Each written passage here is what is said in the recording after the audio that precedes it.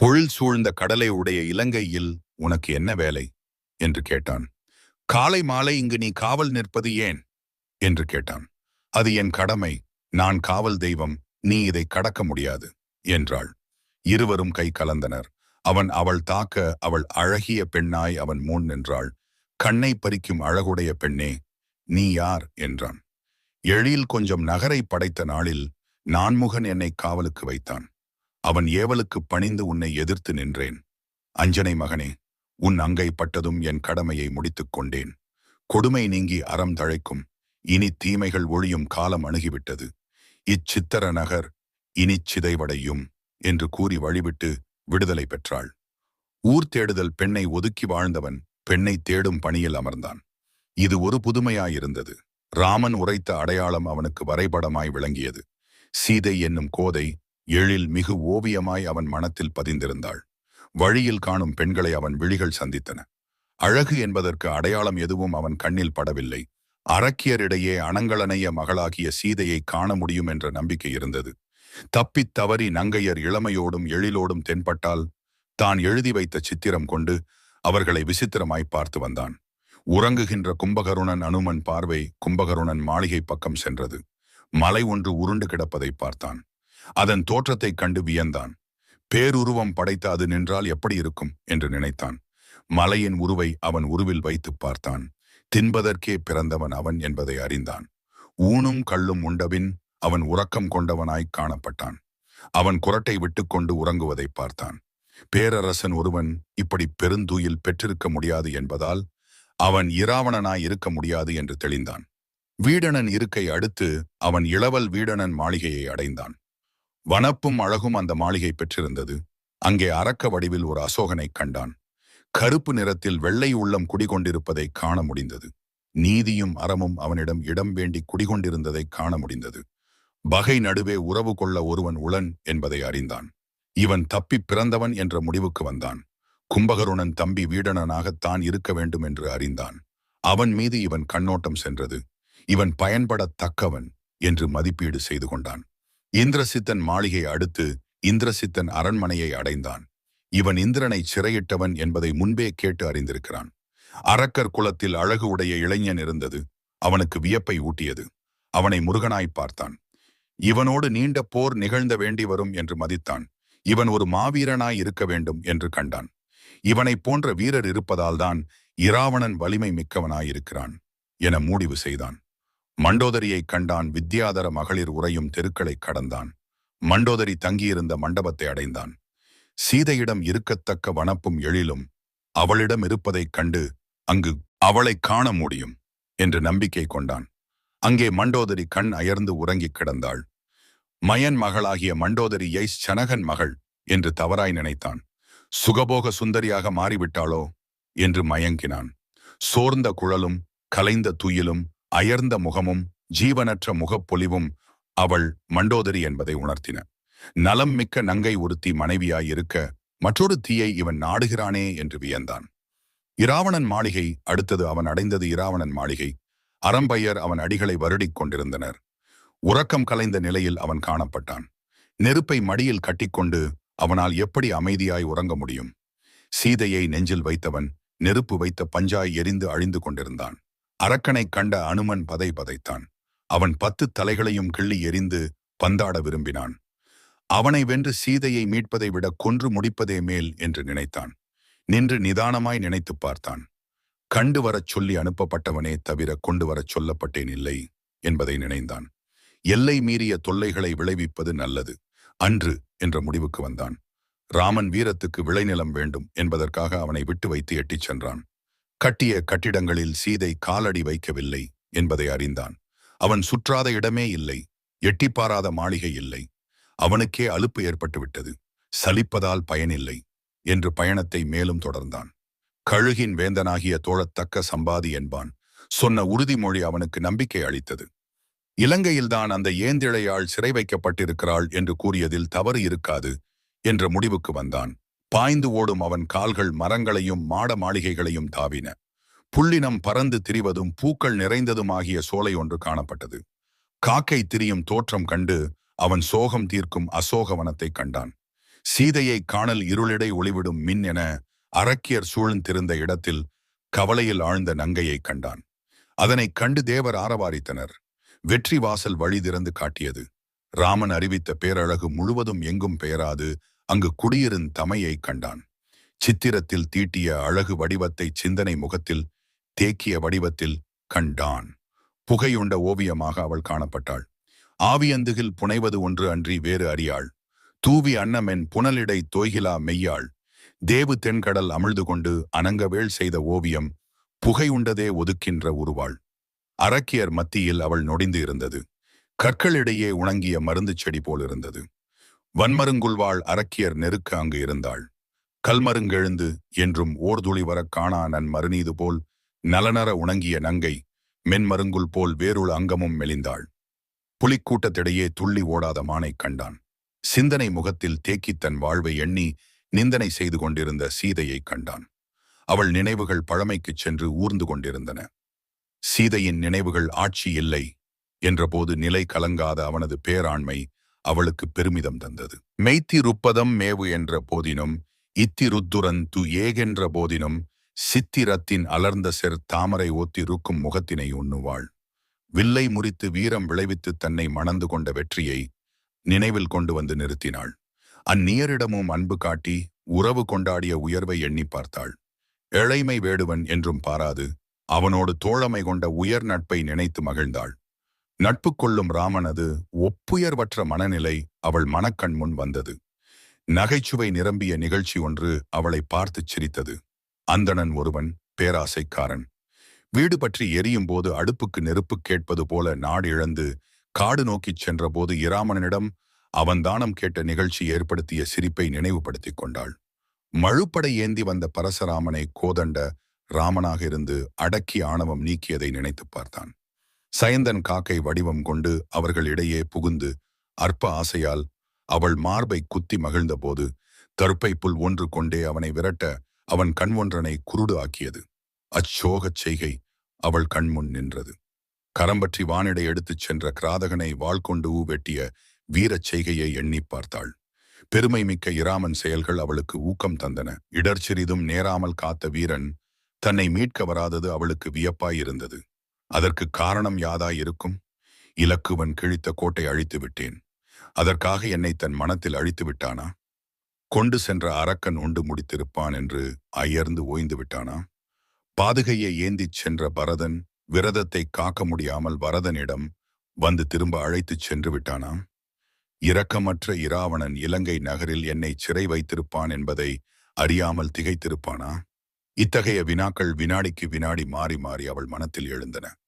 அழுத கண்ணோடு அவனையே நினைந்து காத்து கொண்டிருக்கிறாள் என்ற செய்தியை யார் அவனுக்குச் சொல்லப் போகிறார்கள் என்ற ஏக்கம் அவளை வாட்டியது.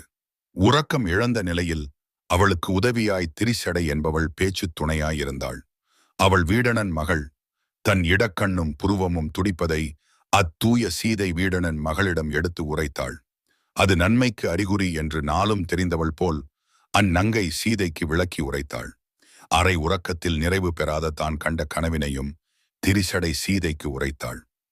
பேயும் கழுதையும் இழுத்துச் சென்ற தேரில் இரத்த ஆடையனாய் இராவணன் தென்திசை நோக்கி இறுதி யாத்திரை செய்வதை கனவில் அவள் கண்டாள். அரிமா 2 புலிகளோடு வந்து யானைகளை அடித்துக் கொன்ற கனவும் கருத்துள்ளதாயிருந்தது. ராமனும் இலக்குவனும் அனுமனோடு வந்து இலங்கை வேந்தனை வெல்லும் நிகழ்ச்சி இதில் உருவகப்படுத்தப்பட்டுள்ளது. காட்டில் சிறைப்பட்டிருந்த தோகை மயில் விடுதலை பெற்று விண்ணில் பறந்து சென்றது என்றும் கூறினாள். சோகத்தில் அகப்பட்டிருந்த சீதைக்கு விரைவில் விடுதலை கிடைக்கும் என்பதை அது தெரிவித்தது. நம்பிக்கையூட்டும் திரிசடை கனவுகள் அவள் விரும்பி கேட்பவையாய் அமைந்தன. திருமகள் திருவிளக்கு ஒன்றனை ஏந்தி இராவணன் மனையிலிருந்து வெளிப்பட்டு வீடணன் கோயிலில் அடியெடுத்து வைத்தாள். ஆட்சி மாறும் இராவணன் வீழ்ச்சியை இக்கனவு உணர்த்தியது. அக்கனவுகளை தொடர்ந்து விருப்புற்று கேட்டு மறுபடியும் திரிசடையை கண்ணுறங்க வேண்டினாள் சீதை. சீதை இருக்குமிடம் அடைந்த அனுமன் கண்ட காட்சி அவனை மகிழ்ச்சியில் ஆழ்த்தியது. நம்பிக்கை நட்சத்திரமாய் அவள் ஒளிவிடுவதைக் கண்டான். செல்வச் சிறப்பும் இன்பக் களிப்பும் அதிகார ஆதிக்கமும் மிக்க இராவணன் ஆதிக்கத்தில் அவள் ஒளிதரும் அரடர் விளக்கமாக இருப்பதை அறிந்தாள். அறம் அழியவில்லை என்று அகம் மகிழ்ந்தான். கற்பின் மாட்சியால் அவள் பாராட்டும் சிறப்பினை உடையவள் என்பதை அறிந்தான். பிறந்த மனைக்கும் புகுந்த வீட்டுக்கும் பெருமை தேடி தந்திருக்கிறாள் என்று பாராட்டினான். மாசுபடியாத மாணிக்கத்தை கண்டெடுத்த மன நிறைவு அவனை அடைந்தது. இழந்த வாழ்வு மீண்டும் ராமன் பெறுகிறான் என்பது அவனை மகிழ்ச்சியில் ஆட்டி படைத்தது. கல்லை பெண்ணாக்கிய இராமன் மனைவியின் நெஞ்சு கல்லை போன்றது என்று கண்டுகொண்டான். பெண்மைக்கு பெருமை சேர்க்கும் திண்மை அவளிடத்தில் இருந்ததை கண்டான். இராவணன் நேர் உரை எதிர்பாராதவாறு இலங்கை வேந்தன் இராவணன் ஆடை அங்காரத்தோடும் அரம்பை மகளிரும் பணி பெண்களும் அவனை சூழ்ந்து வரவும் சீதை இருக்கும் இடம் நாடி வந்தான். அரக்கியரையும் அரம்பையரையும் விலகச் சொல்லி தான் மட்டும் தனியனாய் சீதையை நெருங்கினான். அவள் கடும் புலிக்கு நடுங்கும் இளமானானாள். ஆசை வெட்கம் அறிவதில்லை. நாக்கூசாமல் தன் ஆசைகளை வாய்விட்டு பேசினான். தன்னை அவள் அடைவதால் அவளுக்கு உண்டாகும் நன்மைகளை எடுத்து உரைத்தான். செல்வச் சிறப்பும் ஆட்சிப் பொறுப்பும் உடைய என்னை மதிக்காமல் காட்டில் திரியும் அற்ப மனிதனாகிய இராமனை கற்பு என்னும் பெயரால் நினைத்து கொண்டிருப்பது அறியாமை, வாழத் தெரியாமை என்று அறிவித்தான். அவளை அடையாமல் அவதிப்படும் தன் மனவேதனையை பலவாறு எடுத்துக் கூறினான். அருள் இல்லாமல் தன்னை இருளில் விட்டு கஞ்சத்தனமாய் நடந்து கொள்ளும் வஞ்சிக்கொடி என அவளை சாடினான். தன்னை அவள் கூடாவிட்டால், தான் அவளை அடையாவிட்டால் உயிர் விடுவது உறுதி என்று இயம்பினான். அவன் அடுக்கு மொழிகளை தடுத்து நிறுத்த விரும்பினாள். இனி இதை பொறுப்பதில்லை என்று சீறிச் சினந்தாள். அவன் செய்த தவறுகளை எடுத்துக் கூறி அவன் கொடுமைகளைச் சாடினாள். வஞ்சனையால் மான் ஒன்றனை ஏவித் தன்னை வலையில் சிக்க வைத்தது அவனது கோழைத்தனம் என்று சட்டி காட்டினாள். சடாயுவை கொன்றது அநீதி என்று எடுத்து உரைத்தாள். ராமனை அற்ப மனிதன் என்று சொன்னதற்கு எதிராக அவன் வீரத்தையும் வெற்றிகளையும் விவரமாக கூறினாள். அரச மகன் என்பதால் ராமனைத்தான் மணக்கவில்லை, ஆற்றல் மிக்க வீரமகன் என்பதால் தான் மணந்து கொண்டதாய் கூறினாள். வில்லை வளைக்க முடியாமல் பேரரசர் பின்வாங்கிய நிலையில் அதனை வளைத்து அவ்வெற்றியையே தனக்கு மணமாலையாகச் சூட்டினான் என்பதை சுட்டிக்காட்டினாள். செல்வத்தை காட்டிச் செருக்கோடு பேசுவது மடமையாகும் என்றாள். அதனால் தன்னை மறுட்டுதல் பயந்தாராது என்றாள். அறிவு குறைந்தவள் என்று சொல்லி தன்னை ஏழை என்று அவன் சுட்டியதற்கு எதிர்ப்பாய் அவன்தான் ஏழை என்பதனை எடுத்துக் காட்டினாள். அறிவின்மை, வஞ்சகச் செயல், வீரமின்மை, கோழைத்தன்மை இவைதான் ஏழைமையின் சின்னங்கள். நீதான் ஏழை என்று ஏழ்மைக்கு புது விளக்கம் தந்தாள். செல்வமின்மை ஏழ்மை என்று, அறிவின்மைதான் ஏழ்மை என்று அறிவித்தாள். தெய்வங்கள் வரம் தருகின்றன என்றால் தவத்துக்கும் ஆற்றலுக்கும் தரப்படுகின்ற மதிப்பு என்று அதனை கொள்ள வேண்டும். ஆற்றல் உள்ளவர்க்கு வரம் அளிப்பதால் அவர்கள் உலகுக்கு நன்மை ஆற்றுவர். உலகு நன்மை கருதிதான் பதவிகள் தரப்படுகின்றன. வரம் கொடுக்கும் தெய்வங்கள் தவறு செய்ததில்லை. தரம் கெட நடந்து கொள்ளும் நீதான் தவறு செய்கிறாய். அதனால் தருக்கும் செருக்கும் கொண்டு உலகை ஆட்டி படைக்கிறாய். பொது வாழ்வையும் கெடுக்கிறாய். உன்னையும் நீ நாசப்படுத்திக் கொள்கிறாய். பதவிகளும் பாராட்டுகளும் ஆக்க வழியில் மனிதரை ஊக்குவிப்பதற்காக அழிவு பாதையில் அவற்றை பயன்படுத்த அன்று என்று அறிவுரை கூறினாள். உன் போர்க்களத்து வீரத்தை காட்டி பெருமைப்படுகிறாய். வாழ்க்கை களத்தில் அப்பேராண்மை இருக்க வேண்டாவா? பிறன்மனை நோக்காத பேராண்மை உனக்கு பீடு நடையும் பெருமையும் தருமே. ஒழுக்கம் விழுப்பம் தருமே. ஒழுக்கமின்மை கேடு தருமே என்று தொடர்ந்து கூறினாள். நேராய் அவனோடு முகம் கொடுத்து பேசி அவனை பெருமைப்படுத்த அவள் விரும்பவில்லை. அப்பார்வையும் அவனுக்கு வெறியை உண்டாக்கி கெடுத்துவிடும். அதனால் ஒரு துரும்பை எடுத்து போட்டு அதனை பார்த்து விழித்து இக்கருத்துக்களை கூறினாள். அற்ப மனிதன் என்று கூறிய அவனை அவள் ஒரு அற்ப புழுவாக கூட அவள் மதிக்கவில்லை. ஜீவனுள்ள பொருளாய் மதிக்க விரும்பவில்லை. கிள்ளை மொழி போல பேசுவதாய் அவன் அவற்றை எடுத்துக்கொண்டான். அவள் பேச்சு ஒவ்வொன்றும் ஓஷோன் இயக்கத்தால் விடும் பெருமூச்சுக்கு காரணமாய் அமைந்தன. நீ இல்லாமல் நான் இல்லை என்று சோக கீதம் பாடினான். நோய்க்கு அவள்தான் மருந்து என்று வற்புறுத்தி கூறினான். தானாய் பழுக்காத பழத்தை அடித்து பழுக்க வைக்க நினைத்தான். அது பழுது ஆகிவிட்டது. அச்சுறுத்தினால் அவள் நிச்சயம் பணிவாள். நயப்புரை பேசினால் தன்னை நாடுவாள் என்று எதிர்பார்த்தான். இரண்டிலும் தோல்வி அடைந்தான். இன்னும் 2 மாதம் தவணை தருகிறேன் என்று தெரிவித்தான். காலில் விழுந்து வணங்கி கேட்கிறேன். மறுத்தால் என் வாளில் விழுந்து நீ மடிய வேண்டுவதுதான் என்று இறுதி உரை கூறி எச்சரித்தான். ஆதிக்க வெறி அவனை ஆட்கொண்டது. அதிகாரத்தால் எதையும் சாதிக்க முடியும் என்று நினைத்தான். சீதைக்கு காவலாய் நின்ற அரக்கியருக்கு அவளை பணிய வைக்கும்படி ஏவலிட்டான். இன்னுரை கூறியாவது வன்முறைச் செயலாலாவது அவளை படிய வைக்க வேண்டும் என்று முடிவாக கூறிச் சென்றான். அரக்கியர் ஆவேசம் கொண்டனர். கொல்லுமின் தின்னுமின் என்று கூறி அவளைச் சுற்றி வட்டமிட்டனர். பேய் கூட்டமாய் மாறி கூத்திட்டு அச்சுறுத்தினர். அருவருப்பான அக்காட்சி சீதைக்கு வெறுப்பு ஊட்டியது. வேதனையை தந்தது. இராவணனை எதிர்க்க முடிந்தது. இப்பேய் கூட்டத்தை ஓட்ட முடியவில்லை. திரிசடை இடைமறித்தாள். ஆட்சி நிலைக்கும் என்று ஆரவாரம் செய்கிறீர். நாளை ஆட்சி மாறினால் அதிகாரிகளின் நிலையை பற்றி சிந்தித்துப் பாருங்கள் என்று குறிப்பாய் உறுத்தினாள். அடிமைகள் அவர்கள். அதனால் அடங்கி நின்றனர். அரசனின் ஆணைக்கு ஆசஞ்சி புறக்காவல் மட்டும் மேற்கொண்டு ஒதுங்கினர். அனுமன் அறிமுகம் சீதைக்கு வாழ்க்கை கசந்து விட்டது. துன்பத்துக்கும் ஓர் எல்லை உண்டு. உயிர் அவளுக்கு சுமையாய் விளங்கியது. உயிருக்கும் உணர்வுக்கும் மதிப்பு தாராமல் தள்ளி தன் உடலை இராவணன் விரும்புவதை அவள் வெறுத்தாள். அழகு தனக்கு எதிராக போரிடுவதை அறிந்தாள். மானம் இழந்த பின் வாழாமை இனியது என்ற முடிவுக்கு வந்தாள். உயிர் விடுதற்கு துணிந்தாள். அருகில் இருந்த குறுக்கத்திச் செடி அவளுக்கு உதவியாய் நின்றது. அதனை சுருக்கு கயிறாய் மாற்ற நினைத்தாள். வாழ்க்கையின் கரையோரத்தைக் கண்டாள். மயிரிழையில் அவள் உயிர் ஊசலாடிக் கொண்டிருந்தது. தடுத்து நிறுத்த வேண்டும். என்ன செய்வது? அவள் நோய்க்கு மருந்து யாது? அனுமன் நடந்த இந்நிகழ்ச்சிகளை நாடகம் போல் கவனித்து வந்தான். சோகத்தின் எல்லையில் இருப்பவளை வேகமாக காத்தல் வேண்டும். அதற்கு மருந்து ராமன் என்ற திருப்பெயர்தான். ராமன் வாழ்க என்று கூறல் கொடுத்தான். அப்பெயர் அவளுக்கு உயிரை தந்தது. புத்தொளியை கண்டாள். அவள் பார்வை ஒளி வந்த திக்கை நோக்கிற்று.